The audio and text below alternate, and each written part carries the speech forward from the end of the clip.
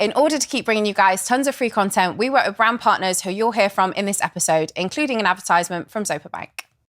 Welcome back to the Talk 20s podcast. This week's episode is for all of you that feel like you need a little bit of help in the finance department. We all know that school teaches us next to nothing about how to manage our personal finances. Yet to live a happy and less stressful life, learning to manage your money can be one of the most crucial life skills. So today we've invited Beth Snow, aka Budget Jones's Diary, into the studio to give us some money 101 tips.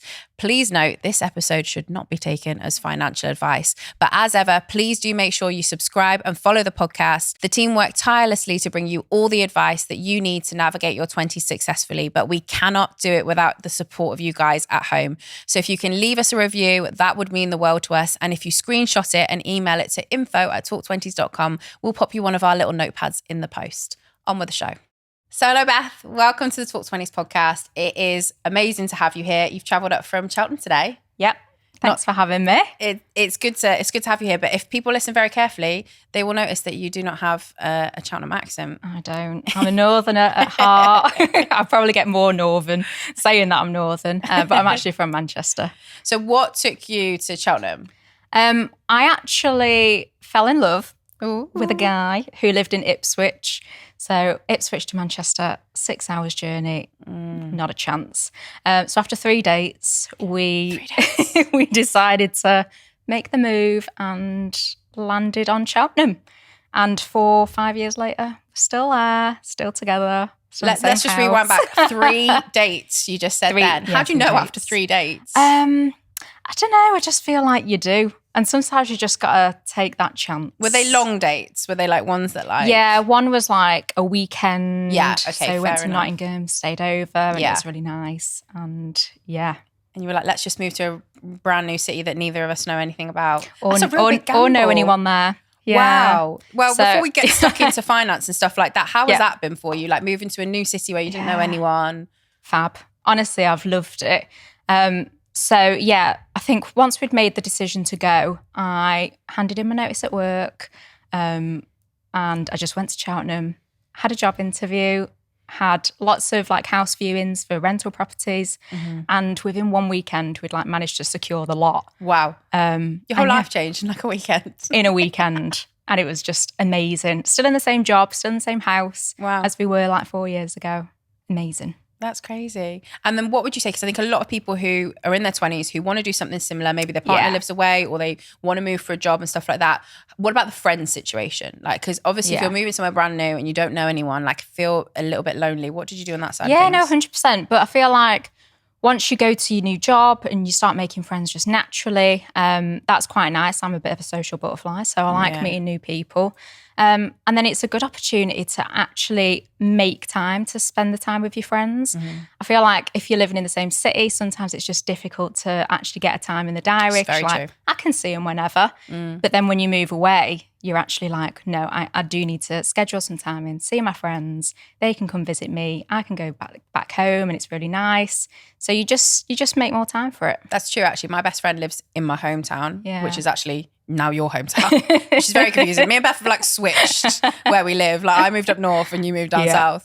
But my best friend lives back where you live. And it's actually really nice because when either I go home or she comes up here, it's like condensed time. It's not just like, oh, we're just meeting for a random coffee or like you say, we just never putting something in the diary. Like it actually is like dedicated friend time. Yeah. Which I think is a good thing. And you have like so much to catch up on. Yeah. Even in just like 4 weeks. That's true. There's so much to catch up on. Yeah. So it's always really nice. So I've never really thought about moving away as being like a positive for building like long-term and more deep like friendships. You miss each other, don't you? You miss each other more. So you put more effort into the catch-ups. Yeah, it's really nice. That. Well, you have a really interesting story. So right now you work full-time as an accountant. I do.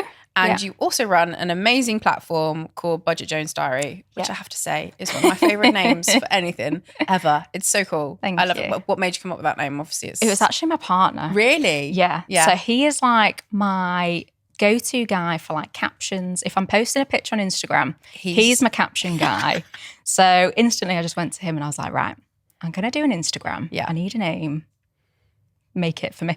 Wow. And I just out of said, is he a Bridget Jones fan? Like, no, he just came up with it and I was like, you're a legend. That's brilliant. Thank you. That's so good. So we owe it all to him, do we? We do. All my success. Well, what made you want to start a platform like Budget Jones Diary? What was your goal when you first set out? Yeah, so I was in quite a lot of debt, which we'll come on to. And through my journey, I just learned so much in terms of budgeting and a lot about myself.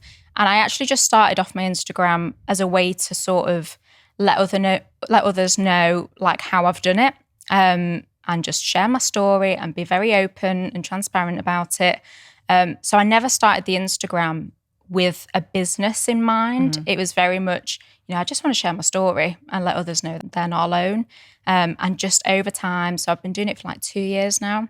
Just over time, it's developed into this amazing little baby that I've got. And yeah, I just love it. So maybe I'm thinking this completely wrong, but like, have you always been an accountant at the same time? Yeah. So I think my pre-judgment that I would have made is like, if you're an accountant, you're good with money. Yeah. And that means you're good with your personal finances. Yeah. Have I got that completely wrong? It's actually a bit of a misconception because a lot of accountants that I know are really bad with money. And I think we become desensitized to the numbers. Yeah. So I see like, millions of pounds going out of business bank accounts left, right and centre. I see like business bank accounts that, have so much money in them that when it came to my personal finances, it just almost made me think like it was monopoly money. Like, it's only 50 quid, only 100 quid. Like it's nothing compared to the numbers that I'm seeing on a daily basis. Interesting. So I think that's sort of where my issues lay. So being good with personal finances is a totally different ballgame to managing a business bank account. It's just, night and day. It is super interesting. I definitely think I have different money mindsets in the way I view money based on like Talk20 is like a business account, and then how I manage my personal is very different. I can actually see where you're coming from then when I am like, oh, the numbers are kind of this and that in like one side of things. I think as it kind of grows, I'm definitely getting into that territory. So I can kind of relate, and that's really interesting. I can kind of get it. So for you then, when you are getting paid and you get your monthly amount that comes in, what does a good payday routine look like for you? Because I know you talk about that quite a lot on your platform. Yeah. That like, that is actually the best thing you can do for like Money 101, the best thing you can do as if you're starting your personal finance journey. Yeah. How does that work for you? So I love a list. I love a routine. That is how I work. And so having a payday routine just works brilliant for me.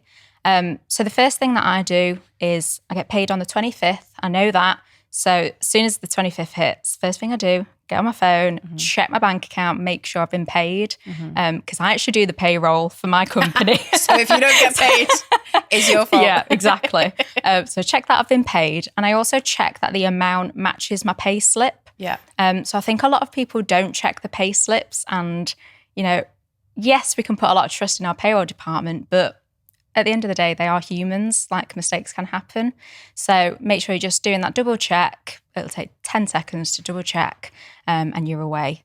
And then the next thing that I do is transfer all my bills money into a completely separate bank account. So I have a joint account with my partner where all of our bills are paid out of. So we know exactly what we're paying for rent, what we're paying for electricity and all those other lovely stuff. So we just transfer in our portion into that account on payday. We also do the same for like grocery shops. We've got a separate account just for the grocery shop. And then that'll leave me with a smaller portion just in my bank account, which my just personal expenses come out of. So I've got like dancing. I go to a weekly dance class. So obviously I'm not going to charge him half of that bill. So all my sort of personal expenses, they just come out of my bank account. And then I've got another account where I hold all my savings in. So these are all my sinking funds. So I will save actively for Christmas and holidays and birthdays every single payday, even if it's just a small amount. So I keep that also in a different app because just mentally having a different app to hold your savings in, it makes it a bit more of a pain to then transfer back out to then spend it. So I just find that helps massively. And yeah, once you start transferring these amounts out, your bank balance will obviously start dwindling. And then what you'll find is you'll be left with a nice little pot at the end after you've taken care of all your bills, all your savings, all that sort of stuff. And then whatever's left is yours to spend guilt-free, because you know that all your bills are covered. So what you've got left is what you've got left. And this just changed the game for me, because before I started budgeting, I would just have all my bills and all my savings in one account. I wouldn't know what I've got, and I wouldn't know what I could spend my money on. And I'd be going out thinking, oh, I don't know if I can actually afford this cocktail or whatever it was. Whereas now I've got this system in place that works for me. I know exactly what I've got at any point in the month. So it just takes that burden away, like mentally. Yeah, I love it. I think it's a good routine. And actually, you've described that it's actually quite weird, because I have almost the exact method that you use. So it must be the one that works, because I also find the same thing. I do exactly the same. I transfer money out into my partner's account, all our bills, like all of that come out of there. I use Zopa for our savings account. So I send money to that each month, saving for a wedding right now and holidays and stuff like that. So I put all of that in there. And then just like you, I'm left with like a little pot of money that I know that's me for the month. Yeah. I will add into that I do use a credit card though. And I don't know what your views on credit cards are. So I'm a bit of a funny one because of my past debt history. I actually don't have a credit card because I'm not at that point in my journey where I can trust myself yet. Yeah. So potentially in the future, I would have like an Amex or something like that, because I know points are quite beneficial. But at this moment in time, I'm not ready. With the cost of living crisis in the UK, we're all feeling the pinch. That's why we've teamed up with our sponsors, Zopa Bank, to help our listeners understand their finances better. If you're worried about your financial situation, you may want to download the Zopa app and check out their borrowing power tool. It'll give you a clear view of how Zopa see your financial health with a simple 1 to 10 rating, with 10 being that your financial health is in good shape. With this knowledge, you'll have a great understanding of your financial resilience. And if your score's not a 10, it'll give you personalized tips on what you need to do to improve your score over time. Head to your app store and search Zopa. I think for me, like I have to obviously factor that to come in. Like I pay it off every single month. Yeah. So I have to factor that out as if it's a bill coming out of my personal account, which is not fun when you've spent a little bit more on it. So you have to be really kind of careful and be like, okay, 100%. I'm prepared to pay this much as a bill next month. So that's how I kind of view it when it comes to credit cards and stuff. But I'd love to tap in a little bit more to your debt journey. You have alluded to it a little bit in the podcast, but tell us a little bit more how you landed up in a situation that was not a nice place to be. And even though you were around numbers daily, how you landed yourself in a personal finance situation where you felt like you really needed to really focus on your personal finance to get out of debt. Yeah, so I'll probably take it back right to the beginning. So as you guys know, I'm an accountant. So I started off, my first job was in an accounts firm. I was earning like £3 an hour, making the brews. Wow. Absolutely hating it. But I make a good brew now. Yeah. And I really, hated that. So it didn't last long. Moved to my next company. And I think it was like 10 grand a year I was earning. And I was actually really enjoying where I was working. And once I started doing my accountancy exams, what you'll find is once you've passed an exam, you'll get like a mini bonus or a little salary increase. And so I was passing exams like quite frequently, getting these salary bumps or bonuses. And you just think, oh my gosh, I'm so rich. Like all this money, I'm doing so well. And I ended up like splurging it on holidays and clothes, and I was living my best life. But I was on 10 grand a year, like when I first started. So I couldn't afford my best life. And it just quickly like snowballed from there. I wanted to buy my first home. So I was like, right, I need to get a credit card because I need to build my credit score. But I was so uneducated in that world, building my credit score. So I was putting, like £50, £100 on the credit card. At first, I was paying it off. I was fine. But then, like I say, it very quickly snowballed, and I was buying like £200, £300, £500 until I reached about £18,000 worth of credit card debt. That's how quickly it snowballed in probably 2-3 years. And I was quite cocky, thinking, I can pay it off whenever. It's fine. It's no biggie. I was very much in denial about the whole thing until I moved to Cheltenham. And then I just told my partner, I was like, look, this is my situation. we're not going to be able to buy a house together anytime soon. I've got this little like demon in the corner that I need to just tell you about. And that was like the first sort of, I don't know, like trigger. And I was like, oh crap, like this is actually pretty huge. And it seemed like so insurmountable. But just having him as like the support network, and he had like £2,000-3,000 worth of credit card debt himself. So he was like, look, we'll go on this journey together. I'll pay off mine, you pay off yours, and we'll see how we get on. And that's what I did. So I basically came up with a bit of a debt repayment plan, nothing fancy. And I managed to pay it all off in about 18 months. Wow. Like sheer determination and willpower. I was like, I'm getting this gone no matter what it takes. And yeah, that's my story. Amazing. How do you even approach a conversation with a really fresh, brand new partner? Yeah. That I'm in £18,000 worth of credit card debt. I feel like we'd already gone through like a massive change, like moving and quitting jobs. And I feel like we were past the point of like secrets. We were in it for the full hog. We were in it. And I'm quite an open book, I think. I tell people that I'm in debt. It doesn't bother me. But I know quite a lot of people like hold quite a lot of guilt towards it and a lot of shame, and they don't necessarily want to tell people. And I was sort of in a similar situation with telling my dad. I don't know what it was, just telling my dad I was in all of this trouble just made me feel a bit small, and I didn't want to admit it. Whereas with my partner, I felt comfortable enough to be able to share that with him. I think it's important when building goals together that you are fully open. Otherwise, mentally, you're just not going to be in it yourself, and you're just going to be, holding secrets, and it's not a healthy place to be in. So I think you've just got to pluck up the courage, and, your partner's there to support you at the end of the day. So, just open that conversation up. It doesn't have to be like, blah, I've got £18,000 worth of debt. Just like ease them into the conversation, or, just talking about finances in general is a great way to, build that connection with someone.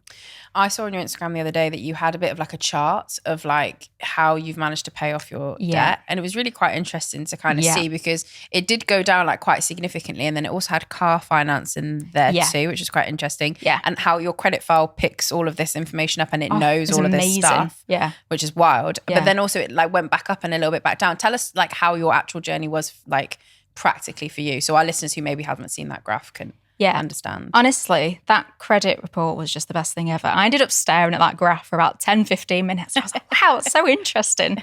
But yeah, so my debt peaked in 2018. It's around £18,000 if you include my car finance. And my mum passed away in the September of 2018. And it was actually in the November that we then decided to move to Cheltenham. So it all sort of like linked in. I was very much running away from my problems. And then, we had the conversation in like 2019. So I was paying it off, and it was, you could see like on the graph that I was paying it off. And then something else had happened, and my debt shot right back up. It was a good like £4,000 jump. And just sort of regressed a little. I was eating my feelings. I was shopping my feelings, And it's a funny one, because I don't necessarily regret spending all of that money, even though it literally took me like 5-6 years, like fully to pay it all off. I don't regret it, because in those moments I was very down. And if tapping a card like to bring me a little bit of joy happened, then, it's not the end of the world. But having said that, I'm very proud of myself for actually like getting to the end of my journey and paying it all off. Because now I couldn't see myself like living that life again. It was very much like, when's the next payday? I need to pay off all this debt.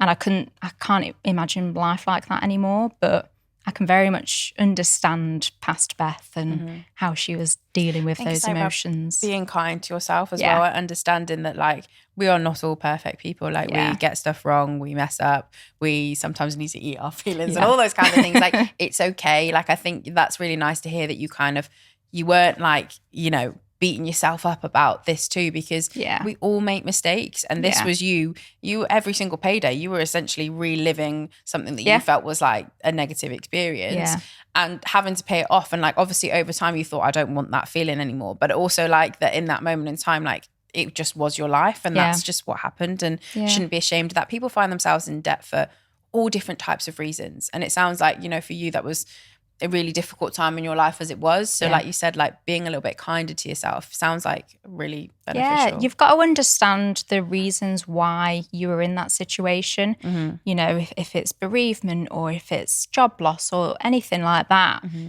just sit down with, like you say, be kind to yourself. You know, tapping the card is an easy thing and it's not always like an emotional thing. But yeah, you've just got to be kind to yourself and have that conversation with yourself. You know, why did I end up in that situation? Do I regret it? Do I not? What lessons have I learned? You know, and just have that conversation with yourself. And also like return the clothes you ordered that you don't like. Can't return the food. Can't return the food, eat the food. But like return the clothes, get your money back. Like for me, like the other day, I did this random order and went on this website and I just bought loads of like orange clothes. I thought I needed orange clothes to go with our like Talk 20s brand and everything. And I ordered like 6 different things and I tried them all on. And of course I hated them because I don't look that good in orange. Look, skin tan doesn't look the best. That's this dress. That's this dress for me. Like, I don't know why I thought I'd have to be on brand.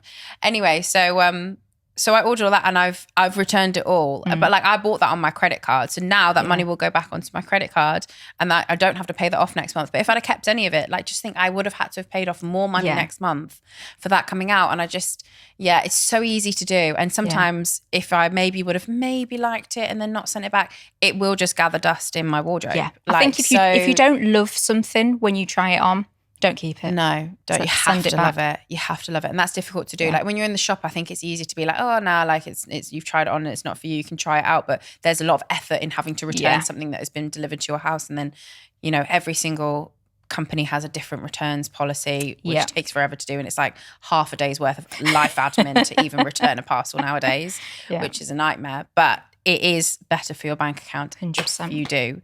So I would definitely recommend that. You've actually mentioned something I don't think we've spoken about on the podcast before, and I would love for you to explain a little bit more about what they are, and those are sinking funds. Okay. We haven't spoken about that terminology in any of our previous 100 episodes. Wow. Tell us what a sinking fund is and why we might need them. They are little game changers, genuinely. So a sinking fund is basically a savings pot. So the easiest one to think about is Christmas. We all know it's coming, but we all leave it to November to actually save the money. And you think, God, how am I going to afford Christmas? It's November. I've only got one more payday. But what I do is I say, right, I know I'm going to spend around £500 on Christmas. That's your presents, your food, mostly food, everything else that is associated with Christmas. Take that as your budget. And then what you want to do is just divide that by the months to X event. So Christmas, 12 months away. So you might end up saving like £50 a month for Christmas. Now, in January, you might be thinking, I am bonkers for thinking about Christmas and it's only January. But trust me, when it gets to November and you've got like £400 already saved, you're going to be in such a better position than you were like 12 months ago. And I do this for everything. So I have maybe like 10 plus sinking funds. So Christmas, holidays, birthdays, you name it, car MOT, that's a biggie. So before I even like got into my budgeting journey, I would literally just budget like 1 month at a time. And my car MOT, service, insurance, literally everything is due in October. So I would literally have like £600 coming out of my account for all of these things in October. But if you think about it, if something happened in September, October, you lost your job or something else happened, you've then got to fork out like so much money because you've not saved for it. And I think that's where a lot of people like slip up. So yeah, I like to spread everything out across the year. And really it's more beneficial for like mental reasons. Because like I say, you get to November and you've already saved up like a huge portion for Christmas. You are going to feel like so good. You're going to be like, I have nailed my budget and I've already saved all this money. I'm the best. So just for that and reason. when you think about it, all you're really doing is taking away like a huge amount of stress when it gets to the end of the year. Yeah. But you're also, say it's £50. That's maybe like, I'm not going to lie, one meal out nowadays. Like if you've got a few courses and stuff like that, it's expensive, a few drinks and whatever. And if you just kind of think about like, that's all you're really like taking out of like each month. Yeah. And you can still you'll still have a like pot of cash in the end, hopefully, for what you're going to spend that month. Yeah. And just try and think about it. Well, that's what I'm putting aside because I then won't have that stress at Christmas. Yeah. You actually like learn what you've got to work with at the end of the month and you can make it budget and then work for you. But I think that's it's actually something I'm going to go away from this podcast already and set up. Because as well, you log into your banking app or your savings app and you're going to be like, wow, I'm like way ahead with my finances than I was, say, like 12 months ago. Yeah. I'm like, I'm killing it. Yeah. And you just feel so good. Mm-hmm. Definitely. I love that. So another thing, so obviously you've got sinking funds, which are really valuable, but you also talk about having emergency funds in your savings and also long-term savings as well. What's the difference between an emergency fund and long-term savings as well? So your emergency fund, you want to think about it as if I lost my job or something happened that I then had a decrease in income, how many months can I sustainably live like this? So what I like to do is break it down into like beginner, intermediate and advanced. So your beginner, maybe think about all your monthly expenses. So your rent, your electricity, anything that you pay for. Think about that just as one chunk. So 1 month worth of expenses. And then build it up, then build 2 months, 3 months, 4 months. You've got to decide how many months is valuable to you. So if you are, say, married and you've got 2 incomes in the house, you may not need 12 months emergency fund. But if you are self-employed and you live alone, maybe 12 months is a good amount to save for. And this is just going to cover you, right? It's insurance. So like I said before about, saving £600 for my car MOT, something happened in September and I couldn't afford that. Odds are it's going onto a credit card and you want to try and prevent that. So by saving for things up front, you are just putting away that stress. And, if you are a homeowner, you might want to save for more. If your boiler breaks down, like it always does, your washing machine, you want to just have that knowledge and that comfort that you're going to be okay. So that's your emergency fund. And then long-term savings. I know we all don't want to think about ourselves being 70, 80-year-old pensioners, but we've got to think about it, right? I'm an accountant, so I'm very logic and prudent. So we've got to save for our pensions. And this is what I want to talk about, long-term savings. So pension, if you're on a workplace pension, fabulous because you are getting free money from your employer. You can have an individual pension as well if you wanted to. And there's also a product called a lifetime ISA. And these are for first-time buyers and for people saving for retirement. And this account is fab. So I've got one as a first-time buyer. They are fab because you can deposit up to £4,000 every tax year into this account.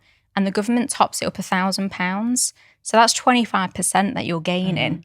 And that is going to help future you out. It may not help present you out because obviously that is a lot of money to be saving. But future you is going to benefit. And I think we can sort of get caught up in this YOLO kind of life and just be very much in the moment. But really, if you want to try and protect future you at the end of the day, and by saving for long-term savings, then that is really good.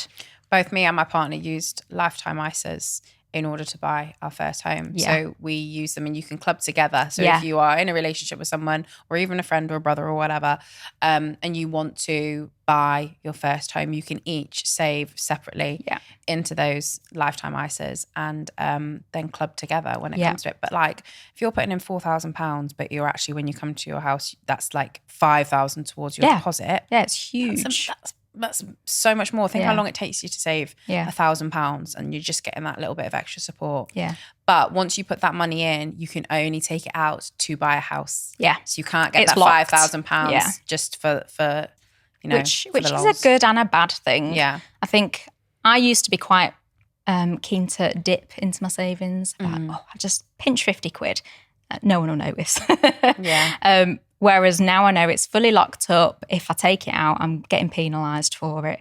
that's actually perfect for me. And I think a lot of people are the same. If you put money into this account, you can't take it out. So that's set aside for your home.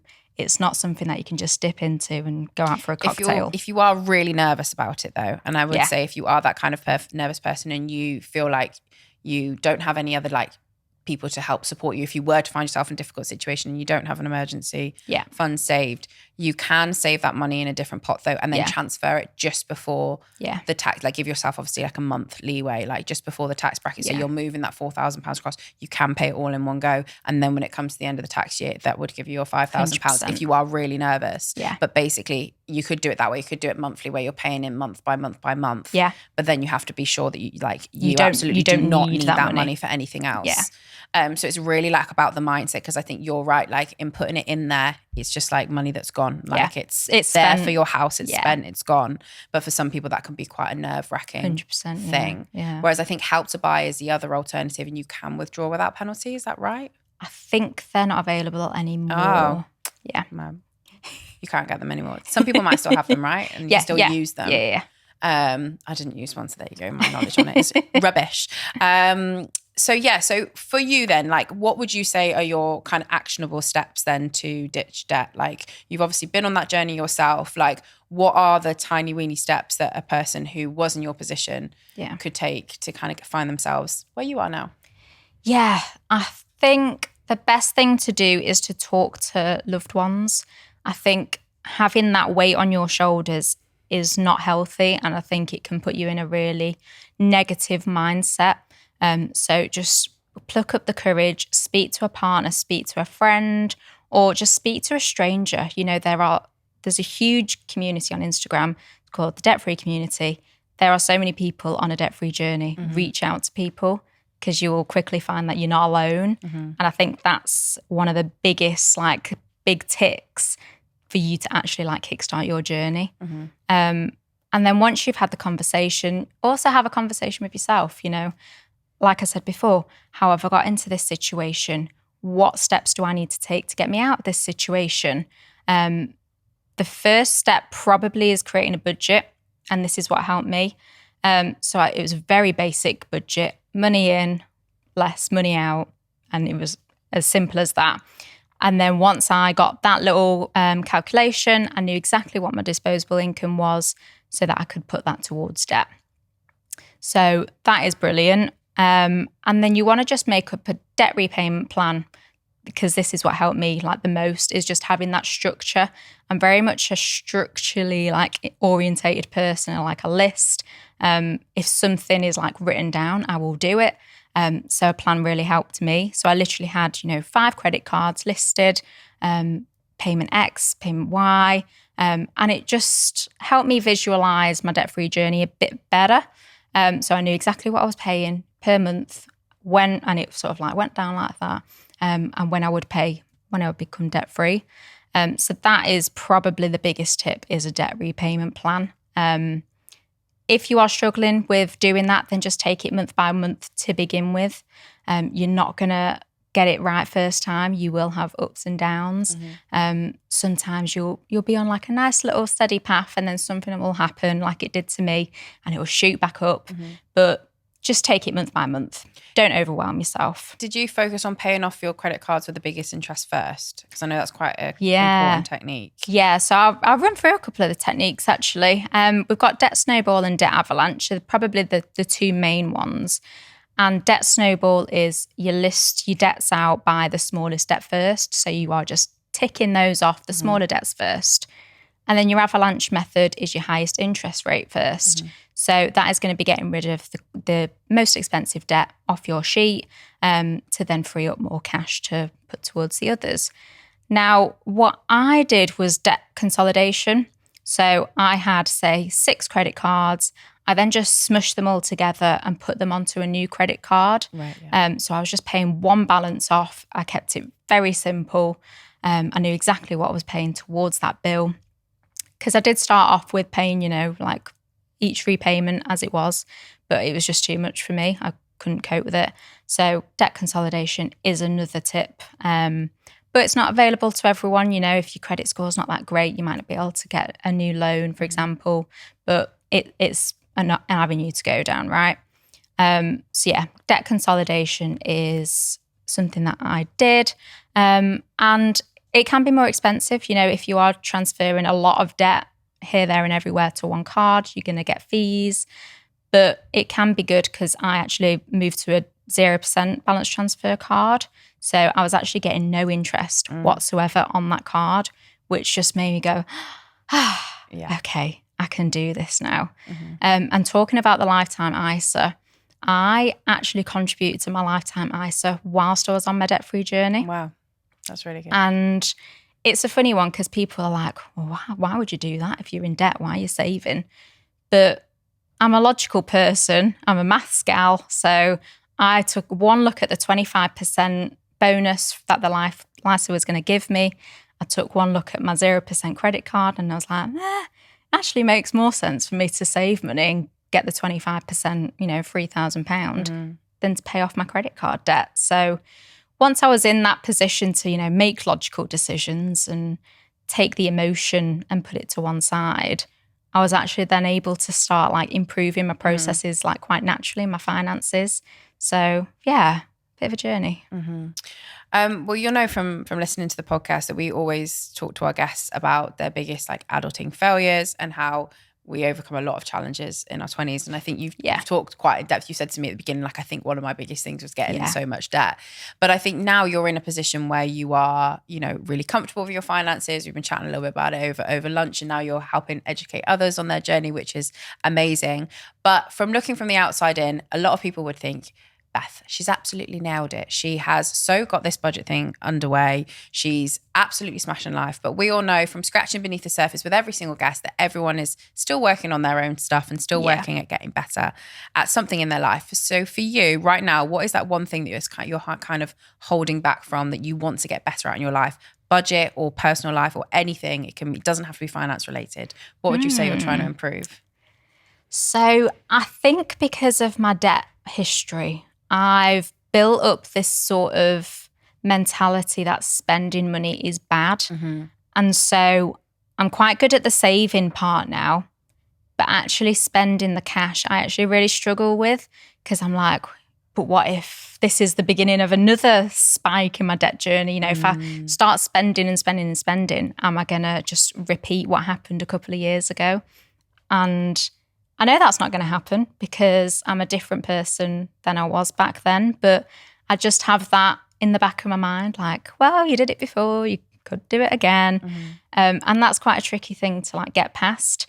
So for me, it's about realizing that, you know, money is not limitless to me. Like I can just go out and earn more money. It's really interesting that you say that because I think a lot of people, if they are good with money or not good with money, they'll definitely feel some element of guilt around their finances. And I think it's about coming to this kind of state of mind where we feel comfortable enough to enjoy our money, but not so restrictive that we can't spend it, but also that we don't go completely over the edge at the same time, which is a really hard balance to grasp. When you have those days, what are you doing that makes you feel like that's really positive? And when you have your down days where that's not going right for you, what are the warning signs that you're picking up on?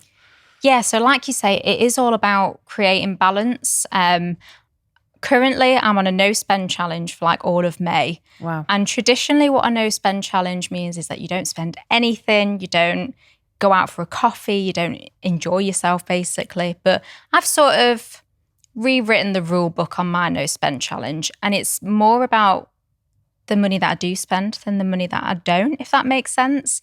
So like today, I grabbed a coffee on my way here for the train ride. And that is something that I look forward to doing. You know, love my coffee. It's going to settle me into the day. So that spend makes sense for me. Whereas other people might go, wow, you know, spending money on coffee, that's you know, put that towards your house deposit or, you know, something like that. Stop buying avocados on toast, everyone. Absolutely. But for me, that is intentional spending. Yeah. So you've got to craft your own budget to make sure you are intentionally spending on the things that bring you joy. May not make sense to other people. So like I said earlier, you know, I pay for a weekly dance class. I dance my little socks off with a load of other girls and I have the best time. Yeah. And that makes sense for me and my budget. I used to go and get my nails done, and that used to make me feel really good, self-care. But actually, I purchased a kit on Amazon for like £50 and I now do them myself.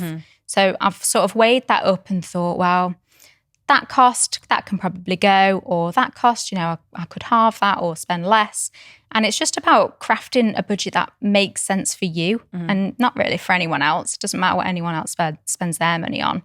And once you get into that position of, right, this budget is pretty fabulous, like I'm not restricting myself too much, but I'm also being a bit more savvier than I used to be, you just end up in a much more positive mindset around the whole thing. That's really good. And I think it's really nice to hear that mindset that you've come to, that like even what you're considering like a no spend month, it doesn't sound actually as scary as what I thought a no spend month was. I thought that was literally like I heard the gasp. You feel like you live in a cave. Like that is not a no spend month to you. A no spend month is actually you're just not going outside of your budget, in which you've budgeted some really nice, lovely things in there. Do you know what I mean? Which makes sense. That means you're probably not going to do, well, I can't do that splurge I was going to do on all that shopping because it's actually not in my budget this month, which makes total sense. And I think a lot of our listeners will really benefit from listening to this conversation, whether they're trying to ditch debt, trying to save a little bit more, or trying to get on their own path with their finances. So thank you for sharing all of your information today. We always end the podcast with the same question that we ask every single one of our guests. And I don't know if it'll be finance related to you, with you, or whether you'll have something else in mind. But if you could look back, you're 26 now, right? So if you could look back at 20-year-old Beth and give 20-year-old Beth just one piece of advice that would see her through her 20s, what would you want to say to her? Don't get a credit card. Really? Is that what you would say? Yes and no. I think I learned a lot on my debt payoff journey. I did. And it set me up to run this Budget Jones Diary Instagram. So I've done amazing things because of that bad thing. But would I turn back the clock? Probably, yes. 18 grand is a lot of money. I could have probably bought a house back then. That's now worth, 3 times more than what it was back then. I would probably do things a bit differently. I think you've just got to be a bit more sensible. But at the end of the day, you make your own mistakes. People told me, you've got a credit card now, be sensible. And was I? No. You've got to make your own mistakes to then learn from those mistakes. So, absolutely. Yeah, it's a bit of a funny one. Yeah. Well, thank you, Beth. It's been so amazing to have you on the podcast. And everyone can find you on Instagram at Budget Jones Diary. Yes. Definitely give you a follow. Thanks so much. We're launching 20s Fest, an immersive event that will help you take your next step in your 20s. Whether that's progressing your career, starting a business, getting your money stitch sorted, buying a house, prioritizing your well-being, or making new friends, this is the event to be at. Help us shape the event by pre-registering your details via the link below.